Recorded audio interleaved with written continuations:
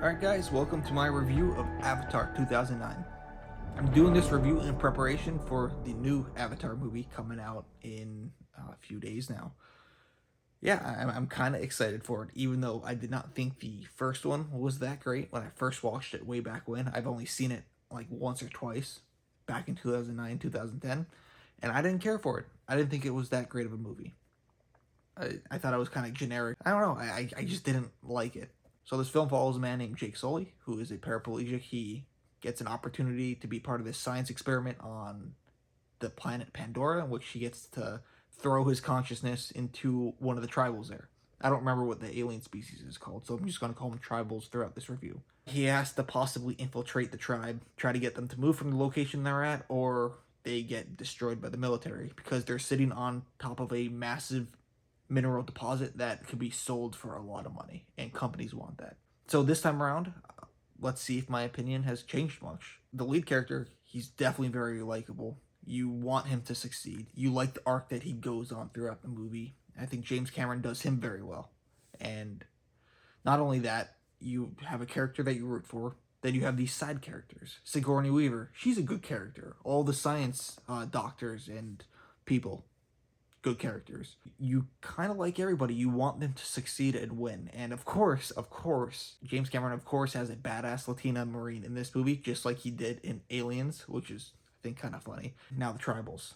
Tribal people were all great. They were all relatable, too. They were all fun to watch. They were all given personalities. The lead one, Natiri, was the best of them all. And I think the relationship between Natiri and Jake Sully was fantastic. I really bought into their love story, their relationship. You already knew that there was going to be some sort of doubting moment in the movie because every romance movie has that moment of doubt. And it happened. You knew it was coming, he did it so well in which you couldn't wait to see how Jake Sully decides to resolve the issue that he created. The action was great. The spectacle was it was absolutely grand in scope. The story, predictable, yes, that's what I hear a lot of people saying, but just because a story is predictable doesn't mean it's a bad story. A story could be predictable, but it could be told in a way that it's very good. And I think this is just a classic story of good versus evil.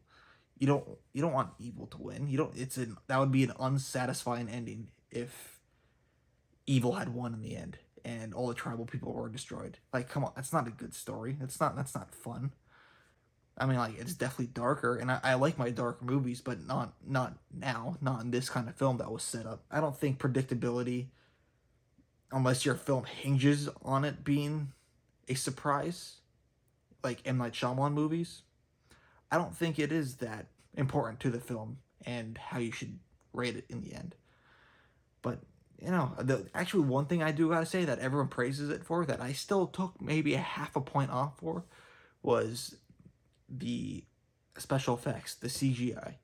CGI is beautiful, but when you first start watching the movie, you can definitely tell it's CGI. We still have a ways to go, but this was back in 2009, and it looked great back then. But I remember even thinking back then, I'm like, yeah, I could tell it's CGI. It's really good looking, but it's still not there yet. And I still have that same opinion. But after watching about an hour into the movie, you kind of forget about it. You're immersed in this world. This world comes to life, and it's glorious. And I think James Cameron creates this world very, very well. And I think the way he handles religion and science, and he kind of intertwines the two and how the planet works and how it's one connected cerebral mind, basically, with neurons firing. All the trees have memories that you could harness and look back at. It's kind of interesting.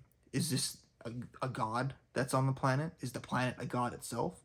Or is it just biology and science? It's quite fascinating. I bought into the film entirely. Like I said, there's not much. Oh, I did not care much for the main villain, the general, the colonel. I like him because he was in Don't Breathe. He was okay. He was very average. There was nothing too great about him. He's at times cheesy because all he wanted, he was just like mindless. He was a one note character.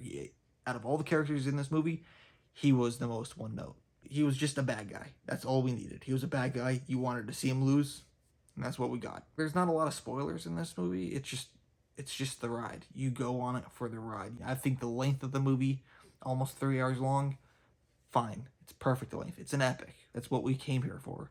The world, it was great. The traditions and the ways of the tribe and learning how to be part of that tribe, it was just all fun to watch. I love diving into the world. I actually can't wait to go back and watch this movie.